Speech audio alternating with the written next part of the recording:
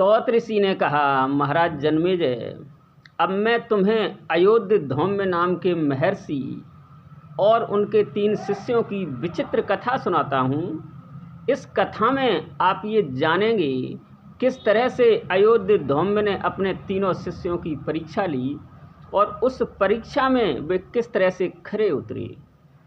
और हे जन्मेजय, जो इस कथा को ध्यानपूर्वक सुनता है, गुरु भक्ति की कथा को, भगवान शिव प्रसन्न होकर उसके कष्टों को दूर कर देते हैं। जन्मेजय, अयोध्य धौम्य नाम के एक महर्षि हुए। उनके 3 शिष्य थे, जिनके नाम उपमन्यु, आरूढ़ पांचाल और वेद थे। एक दिन महर्षि ने सोचा कि मैं इन शिष्यों की परीक्षा लूं, कौन शिष्य किस तरह परीक्षा में खरा उतर रहा है। यह सोचकर उन्होंने अपने प्रथम शिष्य उपमन्यु से कहा, बेटा उपमन्यु, आज से आप मेरी गौओं की रक्षा करेंगे। उनकी जिम्मेदारी आप पर है। चराने जाएंगे, उनको लेकर आएंगे, जो भी काम है गौओं का वो सब आप करेंगे। उपमन्यु ने कहा, जैसी आज्ञा गुरुजी। ऐसे कहकर वो गौओं की रक्षा में लग गया। वो गौओं को ले जाता चराने के लिए, शाम को गौशाला में बांध देता और गुरुजी के पास चरण छूकर नमस्कार करके खड़ा हो जाता। गुरुजी ने यह भी कहा कि गौओं की रक्षा करते हुए आपको अपनी जीविका की चिंता स्वयं करनी है। अब वो गौओं की रक्षा भी करता और अपनी जीविका की भी चिंता करता। कुछ दिन बीते, गुरुजी ने देखा कि उपमन्यु बिल्कुल हष्ट पुष्ट है, तंदुरुस्त है, इसकी तंदुरुस्ती में कोई फर्क नहीं पड़ा है। तो एक शाम जब उपमन्यु आया, उसने गायों को गौशाला में बांध दिया, गुरुजी के सामने नमस्कार करके खड़ा हो गया। गुरुजी ने कहा, बेटा, मैं तुम्हें अपने यहाँ से भोजन नहीं देता, फिर आपके इस हृष्ट पुष्ट होने का क्या कारण है। उपमन्यु ने कहा, गुरुजी, मैं भिक्षा करके अपनी जीविका चलाता हूँ। महर्षि ने कहा, उपमन्यु, ये तुम्हारी बात गलत है। आप जो भिक्षा करके लाते हैं बिना मुझे अर्पण किए हुए, आप उसको अपने इस्तेमाल में ले लेते हैं, तो ये गलत बात है। बिना गुरु को अर्पण किए हुए शिष्य को भिक्षा के अन्न का प्रयोग नहीं करना चाहिए। उपमन्यु ने कहा, जैसी आज्ञा गुरुजी। अब अगले दिन से उपमन्यु जब भिक्षा करके लाता तो गुरुजी को दे देता। गुरुजी वो सारी भिक्षा रख लेते, उपमन्यु को उसमें से कुछ नहीं देते। इस तरह से कुछ दिन फिर गुजरे और उपमन्यु अभी भी हृष्ट पुष्ट है। एक शाम जब वो फिर गुरुजी के सामने पहुंचा, गायों को गौशाला में बांधा और गुरुजी के चरण छू करके नमस्कार करके उनके सामने खड़ा हो गया, तो गुरुजी ने कहा, बेटा, जो तू भिक्षा करके लाता है वो मैं ले लेता हूँ, उसमें से तुझे कुछ देता भी नहीं हूँ, फिर तेरे हृष्ट पुष्ट होने का क्या कारण है। उपमन्यु ने कहा, गुरुजी, मैं दूसरी भिक्षा करके अपनी जीविका चलाता हूँ। महर्षि ने कहा, उपमन्यु, ये गलत बात है। केवल दिन में एक बार ही भिक्षा करनी चाहिए। दोबारा भिक्षा करने से जो और भिक्षाजीवी लोग हैं उनके हिस्से में से तू कटौती कर रहा है। ऐसा नहीं करना। केवल दिन में एक बार ही भिक्षा करना, दोबारा भिक्षा नहीं। उपमन्यु ने कहा, जैसी आज्ञा गुरुजी। ऐसा कहकर उपमन्यु चला गया। कुछ दिन फिर बीते। एक शाम जब उपमन्यु गायों को गौशाला में बांधकर गुरुजी को नमस्कार करके उनके सामने खड़ा हो गया, तो गुरुजी ने देखा उपमन्यु हृष्ट पुष्ट वैसा ही तंदुरुस्त है जैसा पहले था। तो गुरुजी ने कहा कि बेटा, अब जो तू भिक्षा करके लाता है वो मैं ले लेता हूँ, दूसरी भिक्षा भी नहीं करता है, अब तेरी जीविका कैसे चलती है? तू इतना हृष्ट पुष्ट कैसे है? उपमन्यु ने कहा, गुरुजी, अब मैं गायों का दूध पीकर रहता हूँ। महर्षि ने कहा, नहीं, गलत बात। मैंने तुम्हें गायों की रक्षा करने की बात कही थी, न कि उनका दूध पीने के लिए कहा था।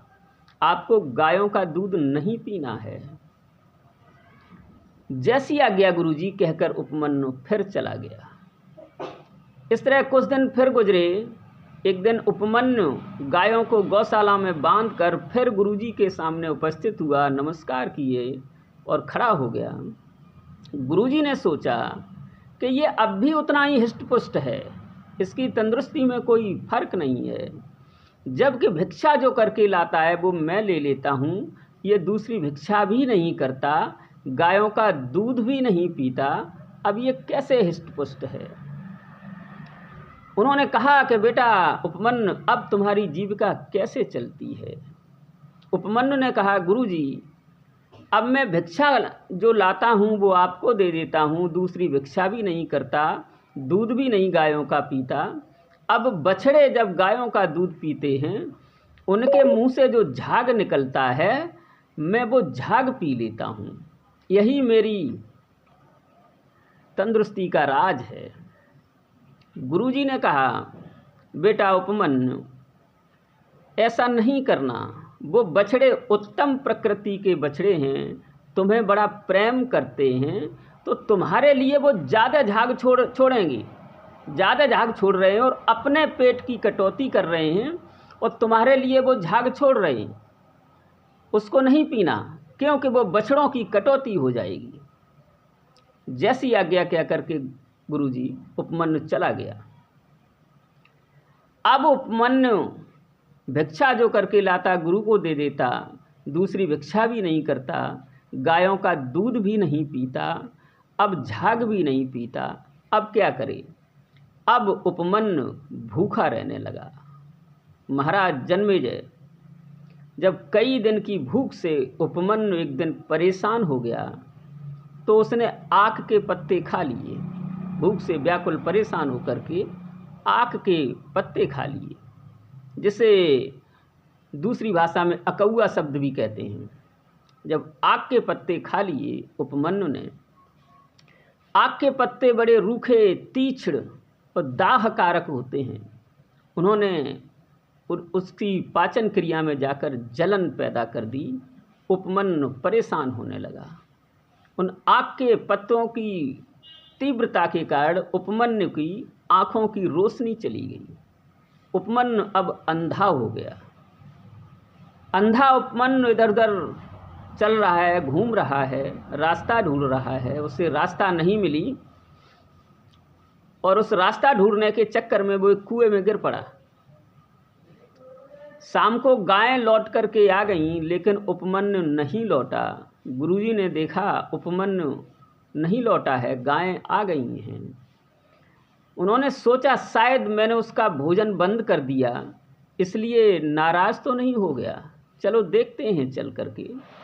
गुरुजी चले और उस जंगल में पहुँचे जहाँ उपमन्यु गायें चराया करता था। आवाज़ लगाते हुए घूम रहे हैं।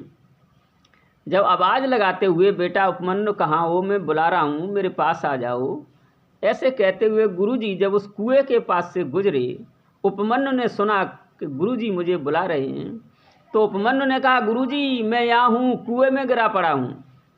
गुरुजी ने कहा, बेटा तू कुएं में कैसे गिर गया। उपमन्यु ने कहा, गुरुजी भूख की तीव्रता के कारण मैंने आक के पत्ते खा लिए, उनकी तीव्रता से, उनके असर से मेरी आँखों की रोशनी चली गई और मैं अंधा हो गया, इसलिए रास्ता ढूंढने के चक्कर में मैं कुएं में गिर गया। गुरुजी ने ऊपर खड़े होकर कहा, बेटा अब तुम ऐसा करिए, अश्विनी कुमार जो देवताओं के वैद्य हैं उनकी स्तुति करो, वो तुम्हें आँखें पुनः वापस लौटा देंगी। उपमन्यु ने उसी कुएं में खड़े खड़े दोनों अश्विनी कुमारों की ऋग्वेद के मंत्रों के द्वारा स्तुति की। दोनों अश्विनी कुमार प्रसन्न हुए और वहां आकर के कुएं के ऊपर खड़े होकर के कहा कि बेटा उपमन्यु, मैं तेरी स्तुति से प्रसन्न हूँ, अब मैं तुम्हें एक पुआ दे रहा हूँ, इस पुए को खा लो आप और तुम्हारी ये आँखों की रोशनी वापस आ जाएगी। उपमन्यु ने कहा, हे ऋषियों, मैं बिना गुरु को निवेदन किए ये पुआ कैसे खा सकता हूँ। हे अश्विनी कुमारों, गुरु को निवेदन किए बिना, गुरु को दिए बिना मैं ये पुआ नहीं खा सकता।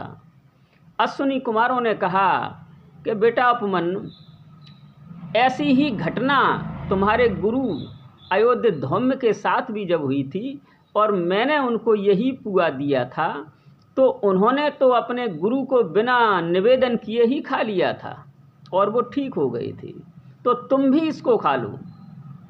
उपमन्यु ने कहा, नहीं अश्विनी कुमारों, मैं आपसे निवेदन करता हूँ कि मैं इस पुए को बिना गुरु को निवेदन किए नहीं खा सकता।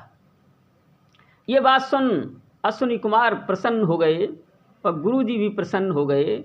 अश्विनी कुमारों ने उसकी आंखों की रोशनी वापस कर दी। वो कुएं से बाहर आ गया, गुरु के पैरों पर गिर गया। गुरुजी ने उसे बड़ा धन्यवाद दिया और कहा, उपमन्यु, तुम परीक्षा में पास हुए। अब मेरी कृपा से आपके अंदर वेद शास्त्र पुराण सबका ज्ञान अपने आप स्फुरित हो जाएगा। इस तरह करके महाराज जन्मेजय उपमन्यु की ये परीक्षा हुई। अब दूसरे शिष्य थे आरूढ़ पांचाल, जो पांचाल देश का रहने वाला था। गुरुजी ने सोचा आरूढ़ की परीक्षा ले ली जाए। एक दिन गुरुजी ने शाम के टाइम आरूढ़ से कहा कि आरूढ़ बेटा, मैं आज रात को बाहर रहूँगा और तुम्हें खेत में जो धान की क्यारियाँ हैं उनमें पानी देना है। ध्यान रहे पानी बेमतलब कहीं बाहर न बह जाए, पानी केवल धान की क्यारियों में जाना चाहिए।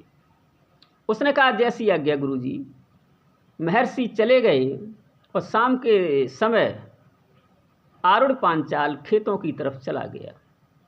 उसने पानी लगाना आरंभ कर दिया क्यारियों में, लेकिन पानी की तीव्रता इतनी थी कि वो मेड़ को तोड़कर बाहर बह रहा था। आरूढ़ पांचाल बार बार मिट्टी लगाता, वहाँ पर मेड़ को बांधता, लेकिन वो पानी उस मिट्टी को हटाकर बाहर बह ही जाता। आरूढ़ पांचाल परेशान हो गया। काफ़ी देर हो गई जब वो मेड़ को नहीं बांध पाया और पानी भी बर्बाद हो रहा है, गुरुजी की आज्ञा का उल्लंघन हो रहा है, यह सोच करके आरूढ़ पांचाल स्वयं ही वहाँ लेट गया। मेड़ की तरह मेड़ बन करके वहाँ लेट गया और अपने हाथ से मिट्टी अपने पास कर ली इधर उधर से, और पानी अब रुक गया, सीधा क्यारियों में जाने लगा। इस तरह करके महाराज जन्मेजय वो आरूढ़ रात भर उसी तरह मेड़ बनकर लेटा रहा और पानी क्यारियों में जाता रहा। इस रात में उसे बड़ी ठंड लगी, उसका खून जमने सा लगा, लेकिन वो उठ नहीं रहा है। गुरु की आज्ञा है पानी बर्बाद न हो जाए, वो मेड़ बन के लेटा हुआ है। तमाम कीड़े मकोड़े उसके ऊपर से गुजर रहे हैं, वो उन सबको बर्दाश्त कर रहा है। हद तो तब हो गई जब एक नागराज वहाँ आते हुए दिखाई दिए आरूढ़ पांचाल को। जब सर्प को उधर अपनी सीध में आते हुए देखा तो आरूढ़ पांचाल ने सोचा, क्या मैं उठूं यहाँ से? अगर उठता हूँ तो पानी बर्बाद हो जाएगा, गुरु की आज्ञा का उल्लंघन हो जाएगा। नहीं, मैं नहीं उठूँगा। आरूढ़ पांचाल नहीं उठा और वो नागराज उसके ऊपर से होते हुए मेड़ समझ करके और वो गुजर गए। आरूढ़ पांचाल जन्मेजय महाराज दम साधे पड़ा रहा। इस तरह करते सुबह हुई। अगले दिन दोपहर को गुरुजी लौट के आए और आश्रम में आरूढ़ पांचाल को न देखकर उन्होंने पूछा अपने शिष्यों से कि आरूढ़ कहाँ है। उपमन्यु और वेद ने कहा, गुरुजी आपने ही उसे शाम को आज्ञा दी थी कि धान की क्यारियों में पानी लगाने जाए, तो वो शाम से ही धान की क्यारियों में पानी लगाने गया है और अभी तक वापस नहीं आया। गुरुजी ने सोचा चलो हम लोग सब चल के देखते हैं। वो दोनों शिष्य और गुरुजी आरूढ़ पांचाल को देखने धान की क्यारियों के पास आए, लेकिन उन्हें कहीं आरूढ़ पांचाल नहीं दिखाई दिया। उन्होंने आवाज़ लगाई, बेटा आरूढ़ कहाँ हो, मेरे पास आओ। कोई आवाज़ नहीं आई दूसरी तरफ से। फिर गुरुजी आगे बढ़े। आरूढ़ सुन रहा है, लेकिन अब सर्दी के कारण नसों में खून जमने के कारण उसमें इतनी शक्ति नहीं है कि वो तेजी से बोल सके। गुरुजी जब और पास पहुँचे, फिर आवाज़ लगाई तो आरूढ़ पांचाल ने कहा, गुरुजी मैं इधर हूँ। और धीरे धीरे वो मेड़ को तोड़कर हिलने लगा। जब वो मेड़ हिलने लगी तो गुरुजी ने देखा यहाँ क्या है, तो पहुँचे, देखा आरूढ़ पांचाल लेटा हुआ है। उन्होंने उसे उठाया दोनों शिष्यों की मदद से, देखा सारा शरीर मिट्टी से सना हुआ है, सारा शरीर उसका कँप रहा है, थरथरा रहा है। उसे झाड़ पोंछ करके नहलवा करके गुरुजी ने ठीक किया और पूछा, बेटा तू यहाँ क्यों लेटा था? आरूढ़ ने कहा, गुरुजी यहाँ मेड़ बंध नहीं रही थी, पानी की तीव्रता से वो मिट्टी हट जाती थी और पानी बर्बाद जा रहा था, इसलिए मैं स्वयं ही यहाँ लेट गया। गुरुजी ने कहा, बेटा तू परीक्षा में पास हुआ और तू मेड़ का उद्देलन करके निकला है, इसलिए आज से तेरा नाम उद्देलक ऋषि होगा। तेरा नाम आज से उद्दालक ऋषि होगा। उद्देलक या उद्दालक ऋषि एक ही बात है।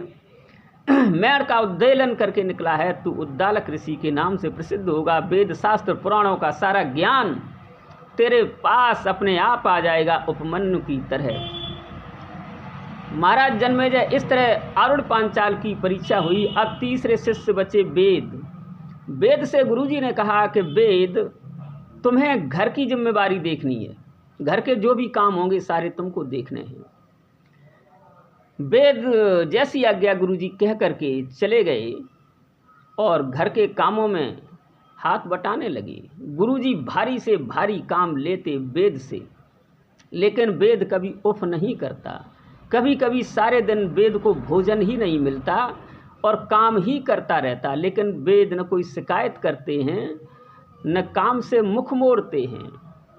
महाराज जन्मेजय इस प्रकार बहुत दिनों तक जब वेद से कठिन परिश्रम करवा रहे हैं गुरुजी, और भोजन भी कभी कभी नहीं मिल पाता है और वेद फिर भी मुख नहीं मोड़ रहे हैं, तो गुरुजी प्रसन्न हुए। उन्होंने कहा, बेटा वेद तुम भी परीक्षा में पास हुए और तुम भी उसी तरह के वरदान से लिप्त हो जाओगे। तुम्हें भी वे ही वरदान हैं जो मैंने उपमन्यु और आरूढ़ पांचाल को दिए हैं। इस तरह से ये तीनों शिष्य परीक्षा में पास हुए।